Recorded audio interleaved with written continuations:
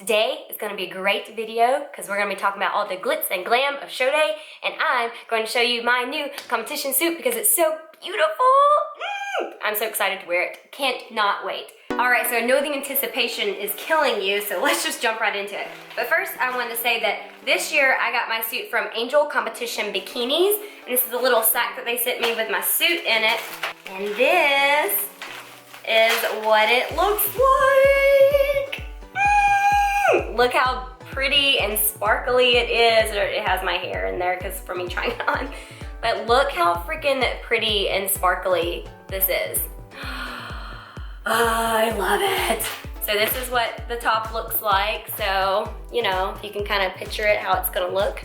Yeah, it's just so pretty. I went with blue again just because I love blue. I wasn't really sure what color I was gonna go with. This is the bottoms. Here's the front. Look at that beautiful detail, sparkliness.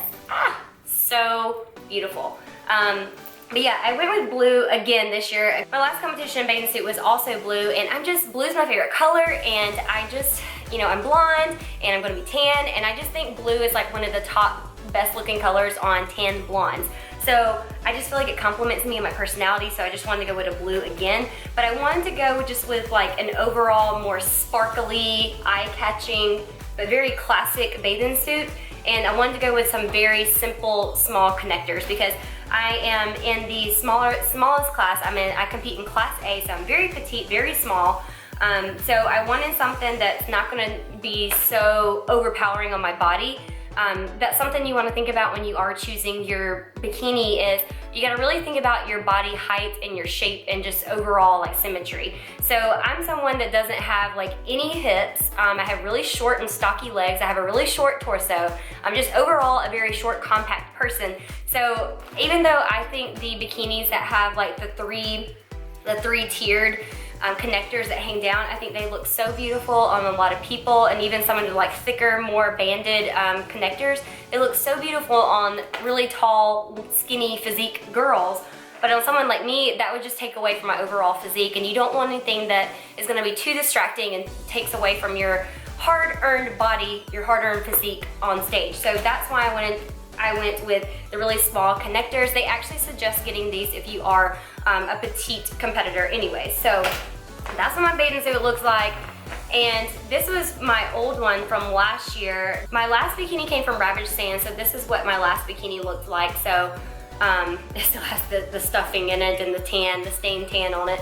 But this is what it looked like too. I absolutely loved this bathing suit. I thought it was absolutely beautiful. I loved the crystallization on it, and I went with some different connectors that I don't really see a whole lot of people have. So that was definitely a beautiful suit. And again, I thought I would stray away from a different color, but I just loved the blue color. So, but yeah, just in comparison to my old suit and my new suit, this is kind of what it looks like. So I went with a more just classier look. So this is just, it's so beautiful, and I can't wait to see it all come together with the tan and the hair and the makeup and all the jewelry. So yes, I'm gonna be wearing blue again, so go Team Blue. And they were also nice enough, they sent me some free jewelry when I ordered my suit. They sent me some earrings, and they also sent me a bracelet and a ring that you can see in this little package in here. But I'm actually not gonna be wearing these. I'm gonna bring these just in case, like if I did wanna change it up, I'm gonna bring this as like my backup.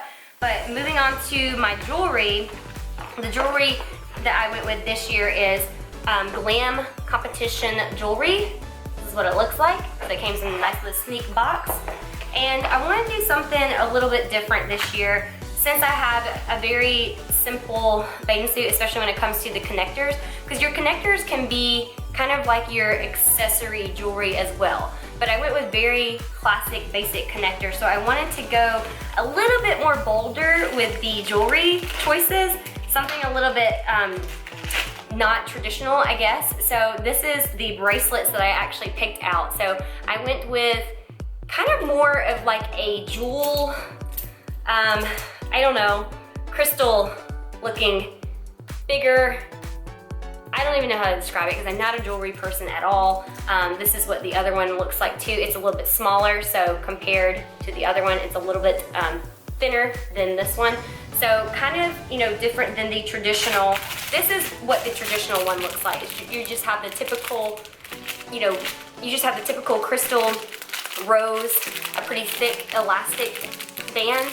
But I wanted to go with something more, not so classic, but to kind of bedazzle my arms because my suit is going to be very simple and very classic. So I wanted to kind of dress up the rest of my body with jewelry. And so these are the earrings that I went with, and I wanted to go with much bigger earrings again because I wanted the earrings to really stand out against my hair. And again, just overall, just adding that more bling bling to my whole package. Last year, I couldn't find the jewelry. I don't know where it went, the jewelry that I wore with my last competition suit, but I didn't have really big earrings and I felt like my hair just really covered it. But I just love it when you have just these big, like sparkly accents. You don't want to like overdo it. You got to be careful about overdoing it, but I love it when competitors have like these big, just, you know, really pretty sparkly things that are just like popping here and there on your arms, on your hands and on your ears. So really, really excited about this. So these are the earrings that I will be wearing along with my jewelry right here. And then I also went on a limb, which I don't even wear rings at all. So this will be interesting. I got a ring to go too, so a little extra bling bling. So yeah, so I got me a little ring to go with my bracelets. It just wants to focus on my head. Okay, moving on to heels. So I also got some new heels for this year as well. So my old competition heels, this is what they look like. They're kind of a little dirty and a little scary looking. Yes, they look like stripper shoes. I'm pretty sure they were because I ordered them off Amazon for like 24 bucks or something like that. But these were my heels that I wore for my first couple of competitions. So they have a really high platform. And I got that intentionally because once again, I'm very short and very stocky. So having a platform really made my legs look that much longer. And so on stage, it just overall made me look taller and leaner. So that's why I went with the platform shoes. But I decided not to go with those again because at my last show, one of the critiques from my judge, the head judge, which is like a big known national judge who actually judged our competition, wasn't really a critique, but he just prefers he doesn't like the platform heels is what he told me. So it's not something that's like a necessity, like judgment point, but you have to remember that every bikini competition is very subjective. It just depends on what the judge is looking for. So I just thought I would just go to the traditional like classic clear heeled shoe, and I actually got this from the Shoe Fairy. So they're also on Instagram. You can find them on Instagram. So I went with the Shoe Fairy this time and just got a classic competition heel. I don't know the exact name of these, but they have several different styles and different platforms, but I went with just, you know, just the normal type platform. These are a lot easier, I will say, to walk in and pose in than the big platform ones that I did have. Not that like I had a difficult time, but compared to posing in these versus these are a lot easier and a lot lighter. So they're just easier to move on my feet. But I did go just a clear pattern. That's something that you also want to look into depending on which division that you compete in. Most divisions and most shows require you to have a clear, it must be a clear heel. None of the jeweled and bedazzled stuff, it can't be like silver or anything. Most shows are gonna want just a plain clear heel. So that's probably what I would go with, but you could always just double check with whatever show that you're doing. So that's one reason why I went with these heels. So change up the heels. Okay, moving on to what I'm gonna be wearing like over my tan. So a lot of the promoters will state in their rules that when you get your tan done, that you must wear like long pants and long sleeves, which most people do already. So I already had some bigger sweatpants, but they were like really too big and really long on me. So I knew that this year I wanted to get something different, just because a little bit, something that would like actually hug my waist a little bit more to stay up, because I was constantly like having to pull up my old ones, and I had to roll the bottoms because I was stepping on them, and then they'd fall down. So you want to wear something that is long sleeved and long pants, so that way you're not getting your tan all over the place, and also it helps protect your tan. So it helps you protect from like skin on skin from sweating. You don't want to sweat. You definitely don't want to get any water on it. I made that mistake of, I had the longer sweatpants, but I wore like a looser tank top with like no bra or anything. So I wore a looser tank top, but my arms were exposed. And so you wouldn't realize it, but like if I went to go like wash my hands or like even just drink my water bottle, and if I like touched on my skin, it would mess up the tan immediately. So it's really important, I would suggest, of getting a long sleeve shirt and some loose long pants, everything loose and dark colors. So I actually went to Old Navy today and I decided to get a button-up shirt. So I got a long sleeve button-up shirt, and this is what I'll be wearing. Just really cheap. Old Navy always has like really cheap button-up shirts. So I went there and got this for like $12. So I will be wearing this, and I like it because Slater's in my lap. What do you want? I like it because it is a button-up. So I like this because I don't have to pull it on and over my head, especially if I'm gonna be putting this on like in between shows and stuff. So I don't wanna mess up like my hair, my makeup or anything. So I got a button-up. So this is what I'll be wearing, is a plaid button-up. And then for the pants, I went to their workout section, which by the way, Old Navy has some really cute and cheap workout clothes if you've ever looked in there, but if you haven't, go check it out. So I got these, they're like, I don't even know what you would call these. They're like in between, almost like gaucho pants. Y'all remember gaucho pants from like the 90s? They're kind of almost in between these and joggers. So they're like a shortcut, I don't know if you can see. So they're like a much shorter cut, so they definitely don't go below my ankle, so I'm not stepping on them, but they have a little bit of a cuff, but it's not too big, so it's not tight around my ankles, so I was okay with that. And the band is actually really loose, but I like to get a drawstring so I can adjust it, like the tightness around my waist, because you don't want anything that's gonna be just hugging you and rubbing up against your skin, because it'll mess up your tan. But once again, you do want something that's that is long and dark, and something you don't care to get ruined, because your tan will stain it. And I would suggest also getting something that's kind of more on the cotton material versus like a silk material or like nylon material, because usually competitions are in the summer and usually everyone is hot and sweaty. And the more that you sweat, the more that you have a chance of ruining your tan. So I think one of the pants I wore one time was not a cotton material. I'm not sure what material it was, but I sweated more in it because of the material, and so it kind of ruined my tan some. So I would suggest getting something that's a little bit of a really cool, a breathable cotton. So that's what I'll be wearing, is these little gaucho jogger pant things and a button up to help protect my tan and to help protect the walls and anyone I touch in general. So yeah, moving on. I've had a lot of people actually request for me to do a competition makeup tutorial. I have done my makeup for all my competitions. I would suggest, if you're someone that's not good with makeup at all, definitely get your makeup done at the show, because your makeup is definitely part of the package, especially when it comes to bikini, because in bikini, we get judged for everything. Your tan, your skin complexion, not only just your symmetry and body, but your hair, how your tan wears, your makeup, your nails, everything, your bikini. Like, you get judged for everything in bikini. It's so subjective, but that's why you want to make sure that you bring the best for everything that you do. So, but I have done my makeup for each show.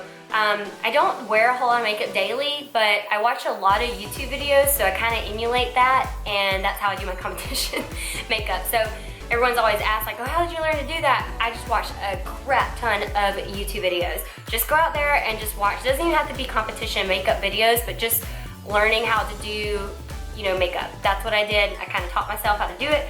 And I didn't even really do like practice runs. I just kind of went with it on show day. I just made sure that I gave myself an hour for hair and an hour for makeup on show day. That's excessive, I know, but when you're in a high stress environment like that and it's go, go, go, you gotta do what you gotta do. So I'm just more comfortable to do that. So I just want to share with you what I use as far as foundation, because I think foundation is like the biggest key to the makeup, because you want, your tan obviously is gonna be dramatically darker than what you're used to and what any of your makeup is going to be. So, but it's important to also remember to make sure that your face is not as dark as your tan. Your face should be a little bit lighter. It still needs to be really tan, but it needs to be a little bit lighter than your overall body. It just makes it look all more natural and more flawless. But usually, you know, the makeup people that are on set, they do a really great job of matching your tan, your makeup matching your face with your tan. But if I can avoid paying an extra $100, $120 for makeup because I'm already paying that for my tan, I will do that. So yes, I would love for someone to do my makeup, but if I can get away with that, I'll just go ahead and do my own makeup. So anyways, the foundation that I use for my competitions it's called the Studio Tech MAC. It's a cream, it's like a cream pressed foundation, so like a creamy pressed foundation, and this is in the color NW35.